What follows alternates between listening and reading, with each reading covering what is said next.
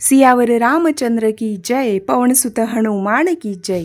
श्री रामनवमी निमित्ताने प्रभू श्री रामचंद्र भगवान यांची सेवा उपासना तुम्ही करतच असतील, पण त्यासोबतच रामनवमीच्या दिवशी म्हणजेच 26 तारखेला काय करायला हवं, तर अष्टमी आणि नवमी ही एकाच दिवशी येते। पण 26 तारखेला उदय तिथीला अष्टमी आहे आणि त्याच दिवशी आपण अष्टमीसुद्धा साजरी करणार आहोत किंवा अष्टमीची सेवा करणार आहोत। त्याबरोबरच त्याच दिवशी नवमीसुद्धा आहे। पण प्रभू श्रीरामांचा जन्म हा दुपारी 12 नंतर झालेला आणि दुपारी जवळपास 11:30 नंतर आपण ती रामनवमी जी तिथी आहे ती सुरू होते, म्हणजेच नवमी तिथी सुरू होते। प्रभू श्रीरामांचा जन्म सोहळा जो काही आपण साजरा करणार आहोत रामनवमीच्या दिवशी दुपारी 12 नंतरच प्रभू श्रीरामांचा जन्म झालेला। रामनवमीच्या दिवशी प्रभू श्रीरामांची सेवा करण्यासोबतच कुलदेवीची सुद्धा तुम्ही सेवा करतच असतील, तर लक्षात घ्या रामनवमीच्या दिवशी प्रभू श्रीरामांची जर तुमच्याकडून कोणतीही सेवा उपासना झाली नसेल तर अगदी सर्वात सोपी आणि सर्वश्रेष्ठ अशी सेवा जरूर करा, जी प्रभू श्रीरामांना सुद्धा आवडेल।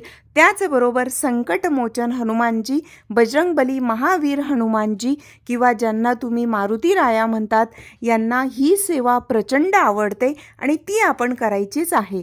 प्रत्येक वेळेला वेळ नसेल किंवा अजून काही कारणं असतील, कुठे गावी गेले असतील, सुतक असेल किंवा महिला असतील, तर मासिक धर्म असेल, तर अशी अनेक कारणं असतील की ज्यामुळे तुमच्याकडून रामनवमी निमित्ताने प्रभू श्रीरामांची जसं की रामरक्षा स्तोत्र असेल किंवा श्रीरामस्तुती असेल तर ह्या सेवा घडल्या नसतील, तर अशा वेळेला रामनवमीच्या दिवशी ही अतिशय विशेष आणि अगदी लवकरात लवकर आपल्याला फळ देणारी सेवा म्हणजेच प्रभू श्रीरामांची महासेवा आहे आणि ही सेवा आपल्याला करायची आहे।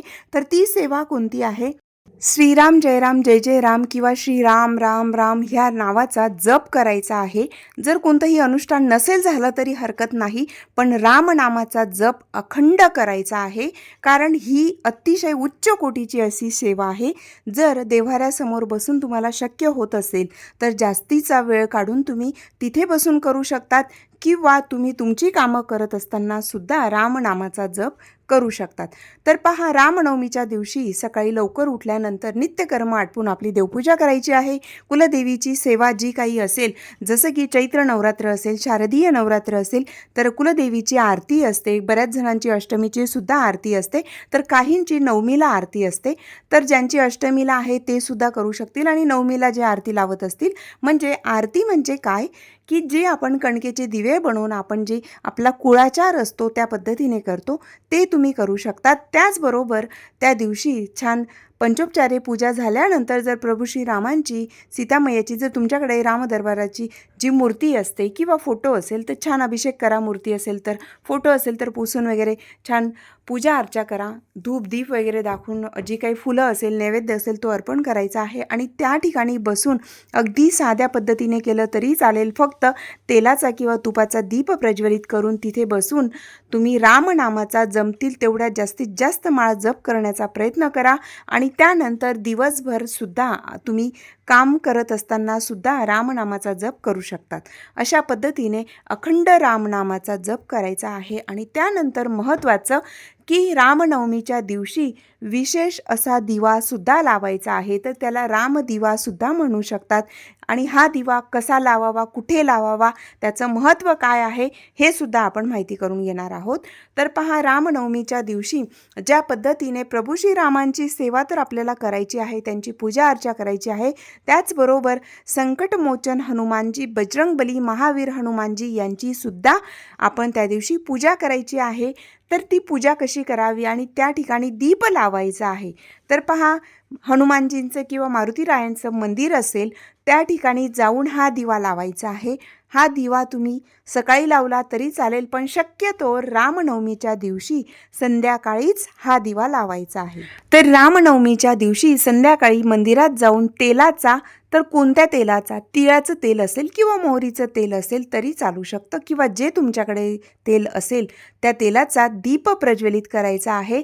लक्षात घ्या, कणकेचा दिवासुद्धा तुम्ही लावू शकतात, आणि नसेल कणकेचा तर अगदी पंती जी मातीचा दिवा मिळतो त्याच्यातही तुम्ही दीप प्रज्वलित केला आणि तो हनुमानजींना अर्पण केला तरी चालेल. कारण रामनवमीचा सगळ्यात जास्त वाट पाहणारे किंवा जास्त रामभक्त कोण आहेत तर हनुमानजी आहेत, आणि प्रचंड आतुरतेने ते वाट पाहत असतील रामनवमीची, असं मला तरी वाटतं.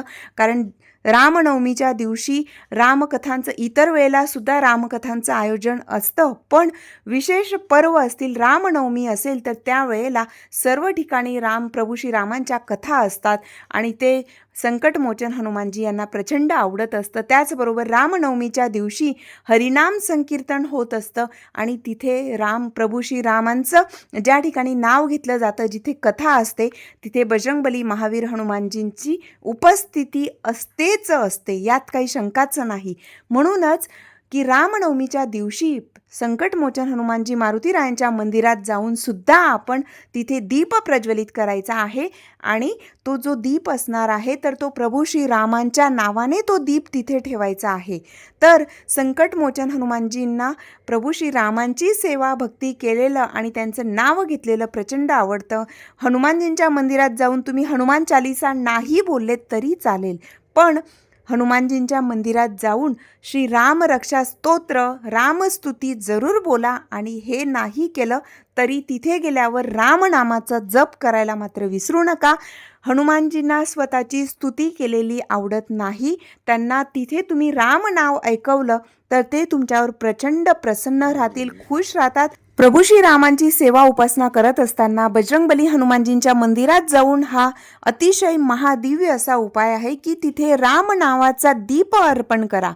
पहा, हनुमानजींना प्रभू श्रीरामांचं जे नाव आहे ते ऐकवायचं आहे. त्याचबरोबर तिथे जो दीप तुम्ही प्रज्वलित करत आहात, जो रामदिवा आहे, तो प्रभू श्रीरामांच्या नावाने तिथे तुम्ही प्रज्वलित केला तर हनुमानजींची अखंड कृपा तुमच्यावर राहील. तर दीप तिथे लावल्याने काय होणार आहे, तर जी काही संकट आहेत, दुःख आहेत, ती बजरंगबली हनुमानजींच्या कृपेने दूर होतील. कोणतंही काम असेल, त्यात अडचणी येत असतील तर त्या संकट, अडचणी, अडथळे दूर होण्यास मदत होते, आणि तुमच्या मनातील कोणतीही इच्छा असेल तर ती बजरंगबली महावीर हनुमानजी नक्कीच पूर्ण करतात. कारण बजरंगबली हनुमानजी मारुतीरायांना प्रभू श्रीरामांचं नाव ऐकण्यासाठी त्यांचे कान सदैव म्हणजे ते सदैव त्यासाठी तत्पर असतात, आणि ज्या ठिकाणी रामनामाचं जप होत असेल, राम नाव घेतलं जात असेल, तिथे प्रभू श्रीराम यांची उपस्थिती असते, आणि प्रभू श्रीरामांची ज्या ठिकाणी चर्चा होते तिथे हनुमानजी असतातच. म्हणून संकटमोचन हनुमानजी यांना प्रसन्न करायचं असेल किंवा मारुतीरायांची अखंड कृपा आपल्यावर राहावी, त्यांचं सुरक्षा कवच आपल्या सभोवती राहावं असं वाटत असेल तर हनुमानजींच्या मंदिरात जाऊन हनुमान स्तोत्र नाही बोललेत, हनुमान चालीसा नाही बोलले तरी चालेल, पण रामरक्षा स्तोत्र, श्रीरामस्तुती जरूर बोलावी. रामरक्षा स्तोत्र तुम्हाला जमेल तेवढ्या वेळा पठण करू शकतात.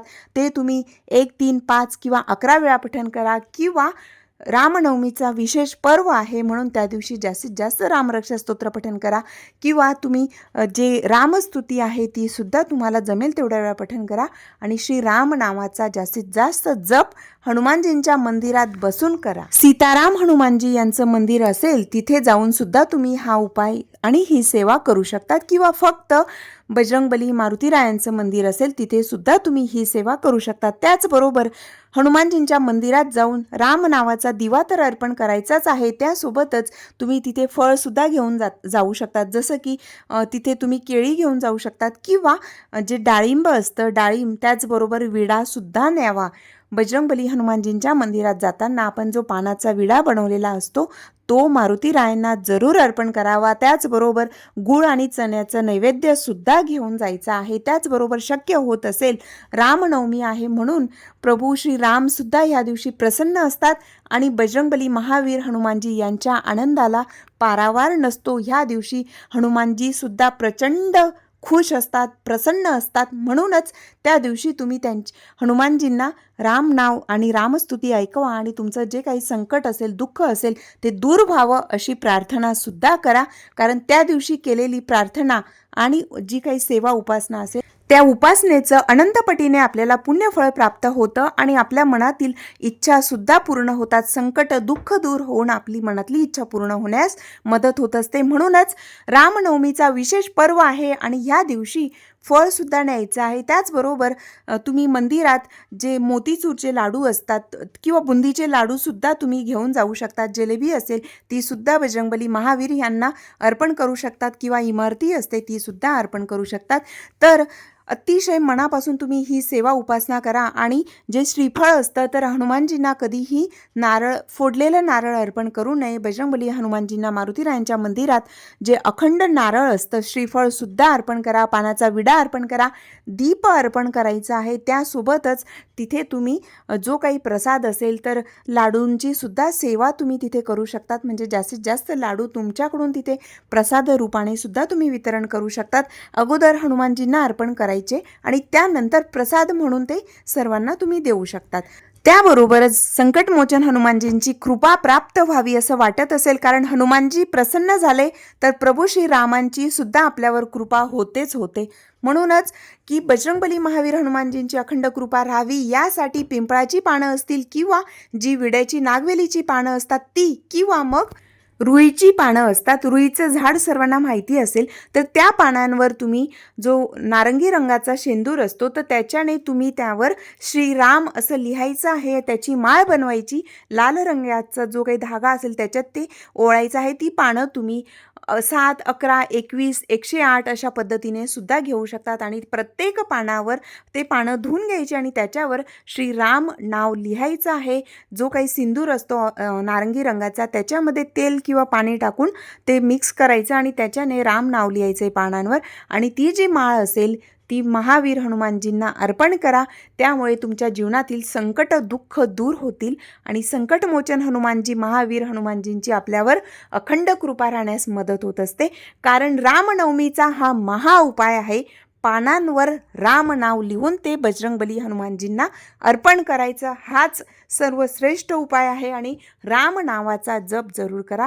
अगदी ह्या साध्या महत्त्वाच्या 2-3 सेवा जरी केला तरी सुद्धा तुम्हाला साध्या आहेत पण त्याचं विशेष तुम्हाला त्याचं पुण्यफळ प्राप्त होईल. आणि बजरंगबली आणि प्रभू श्रीरामांची कृपा प्राप्त करण्यासाठी तुम्ही दीप प्रज्वलित करा, राम नावाचा दीप लावा. त्याचबरोबर जी पानांची माळ सांगितली ती अर्पण करा आणि फळ वगैरे फुलं तुम्हाला जमतील ते अर्पण करा. आणि त्याबरोबर जो राम नावाचा दीप तुम्ही लावलेला असेल, जो दिवा लावलेला असेल तर त्याच्यात तुम्ही 2 लवंग टाकायचे आहेत. तर ते लवंग फुल असलेली लवंग त्यात टाकून तुम्ही ती महावीर हनुमानजींना अर्पण करू शकतात.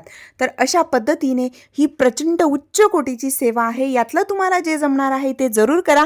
आणि अगदी काहीही जमणार नसेल तर बजरंगबली हनुमानजींच्या मंदिरात जाऊन फक्त आणि फक्त राम नावाचा जास्तीत जास्त जप करा. तरीसुद्धा बजरंगबली तुमच्यावर अखंड तुमच्यावर कृपा राहील आणि सदैव तुमच्या सभोवती सुरक्षा कवच निर्माण होईल. म्हणून महावीर हनुमानजी आणि प्रभू श्रीरामांची सेवा जरूर करा आणि त्यांची कृपा प्राप्तीसाठी आत्ता जे सांगितलं ते करायला विसरू नका. ही माहिती थोडी जरी आवडली असेल तर इतरांपर्यंत जरूर शेअर करा. जय श्रीराम.